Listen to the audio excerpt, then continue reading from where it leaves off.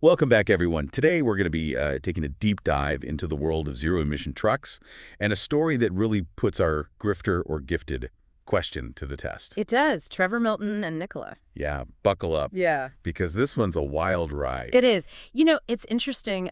What fascinates me about this story is how closely it mirrors the classic Icarus myth. Oh. You have this soaring ambition, a promise of revolutionizing an entire industry, and then this very sudden, fiery crash back to Earth. I like that comparison a lot.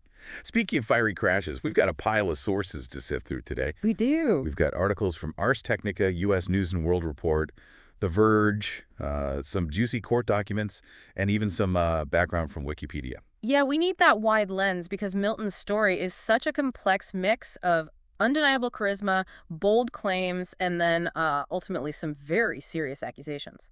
Right, so to set the stage, let's go back to the beginning. Milton founded Nikola in 2014, right? It did, yeah. And within a few years, he'd managed to take the company public via a SPAC merger. And I guess for those not familiar with the financial world, that means merging with a special purpose acquisition company, essentially a shortcut to going public. Exactly. And it's worth noting that SPAC mergers, while becoming more common, do carry a certain level of risk. They can sometimes allow companies to go public with a lot less scrutiny than a traditional IPO. Interesting. Okay, so Nikola goes public through this SPAC merger, and suddenly their valuation skyrockets He does. to $13 billion. Yeah. All of this, despite having limited revenue and, get this, not a single truck actually delivered to a customer. Not one. And that's where Milton's salesmanship, I think, really comes into play. He was a master of painting this compelling picture of the future. He promised a revolution in trucking, zero emission, electric and hydrogen-powered semis, a nationwide network of hydrogen fueling stations. It was a vision that really captured the imagination of investors eager to get in on the ground floor of the next big thing. And let's not forget the hype around the Badger pickup truck. I mean, they were taking reservations for this thing before a prototype even existed. Talk about selling a dream. Well, that's right. The Badger is such a perfect example of how Milton used anticipation and buzz to drive interest. He understood the power of social media and used it expertly to build a following and generate excitement. And controversy, too. Absolutely, yeah. Do you remember that tweet about the Badger having a drinking fountain? Yeah. Even Nikola employees were reportedly baffled by that one. Yeah, that was a head-scratcher. But it created headlines, got people talking. So we have this charismatic leader, bold promises, and sky-high valuations. But as we know, things took a turn. Enter Hindenburg Research. Right. Tell us about them. Hindenburg is a short-selling firm, meaning they profit from betting against companies. In 2020, they released a very scathing report accusing Nikola of, intricate fraud, alleging that Milton had essentially built a house of cards on a foundation of misleading statements and outright lies.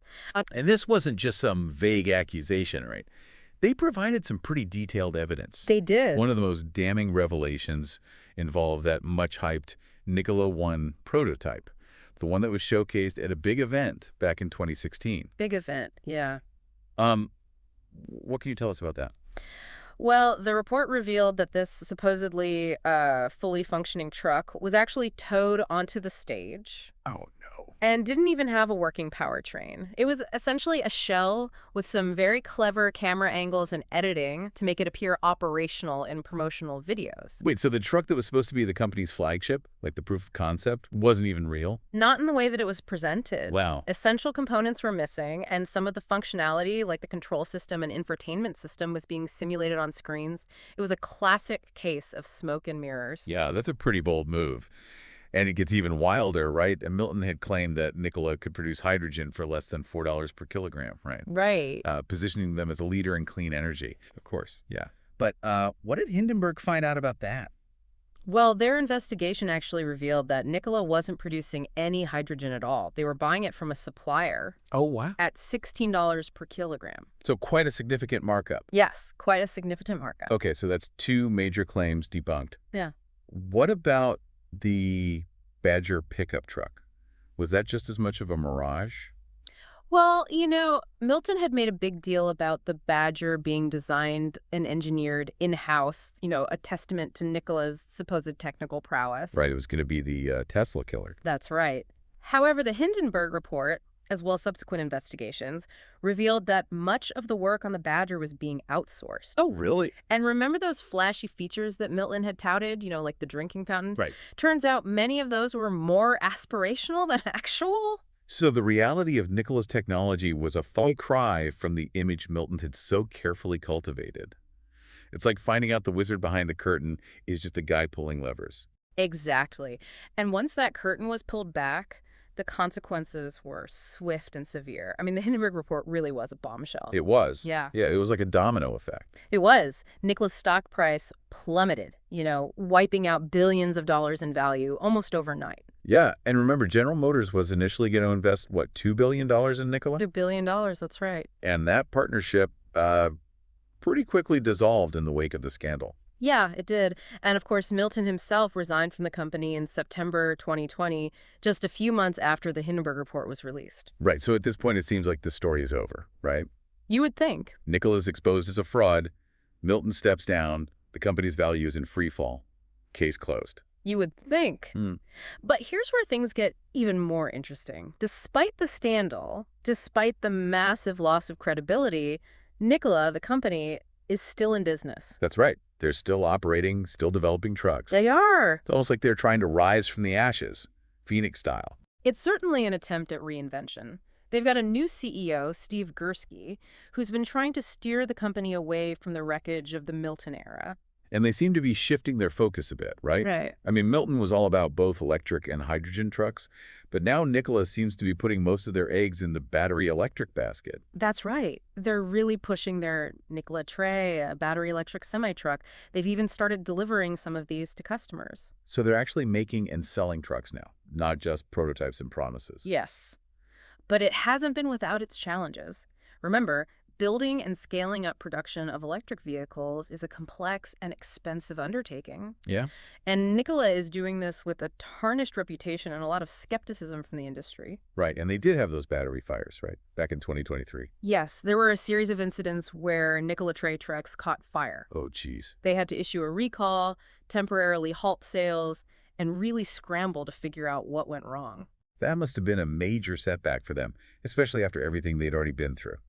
It was a definite blow. They traced the problem back to a defective part in the battery packs. Okay. But it raised concerns about their quality control and their ability to deliver on their promises. Right. It makes you wonder how much of Milton's initial vision was truly feasible and how much was just, well, hype. Right. It's a question that really hangs over the company, doesn't it? Can they truly shake off the shadow of Milton's legacy? Can they convince investors and customers that they're a legitimate player in the electric truck market? It's a tough road ahead for sure, but it's also kind of fascinating to watch this unfold, Yeah. Can a company really come back from something like this? Can they rebuild trust and deliver on a vision, even if the original visionary turned out to be, well, let's just say less than truthful? Yeah. It's a test case for sure. And it brings us back to the heart of our grifter or gifted question. Was Milton a true visionary who got in over his head, or was he a deliberate con artist who saw an opportunity to exploit investor enthusiasm for personal gain? I'm leaning towards the latter, but I'm curious to hear your take on this. Yeah. Based on everything we've learned, what stands out to you as the most telling evidence? Well, for me, it's the sheer audacity of some of Milton's claims, right? I mean, he went from selling alarm systems and converting natural gas trucks to claiming he was going to revolutionize the entire trucking industry. It's a big leap. It's a huge leap, yeah. That kind of leap requires a certain level of, let's say, self-belief. Right. And he managed to convince a lot of people, including some very savvy investors. Remember that $13 billion valuation?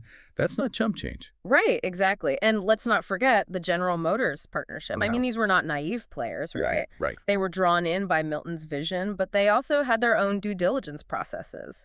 So the question is, did Milton outsmart them, or were they willingly turning a blind eye to certain red flags because the potential payoff was so enticing? That's a good question. And it speaks to the broader issue of how we, as a society, evaluate these kinds of bold claims, especially in a world where hype and innovation are so intertwined. Exactly. How do we separate the true visionaries from the charlatans? How do we protect ourselves from being swept up in the excitement of the next big thing without becoming overly cynical and dismissing genuine innovation? Yeah, these are questions that go far beyond just the Nikola story. They're relevant to every industry, every investment decision, every time we encounter someone promising to change the world. Absolutely. So as we move into the final part of our deep dive, let's shift our focus to these broader implications. What are the lessons we can learn from the Nikola saga? What are the red flags we should be watching out for?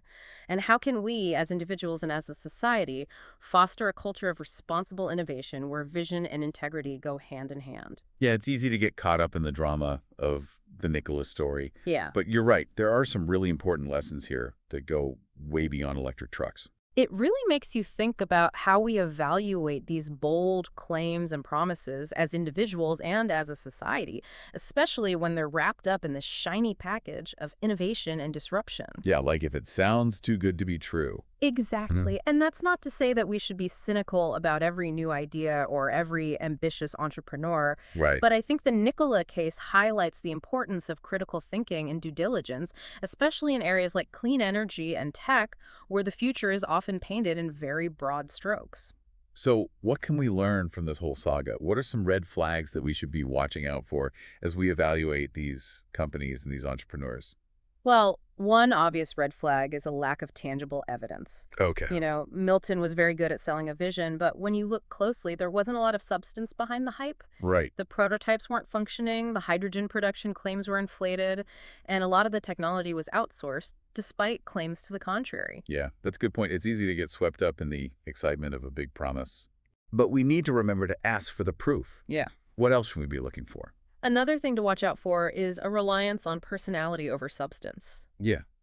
Milton was incredibly charismatic and persuasive, and he used that to his advantage. Yeah. He built a cult of personality around himself and the company, and that allowed him to deflect criticism and avoid scrutiny for a while. Yeah, it's like he was playing the role of the visionary. He was. Right, the rebel who was going to shake up the status quo, and people bought into it. They did, and that's a reminder that we need to be wary of leaders who focus more on image and storytelling than on concrete results. Right. True visionaries can back up their claims with demonstrable progress and tangible achievements. So in a sense, it's about looking beyond the sizzle and focusing on the steak, right? Yeah. Don't just be impressed by the flashy presentation.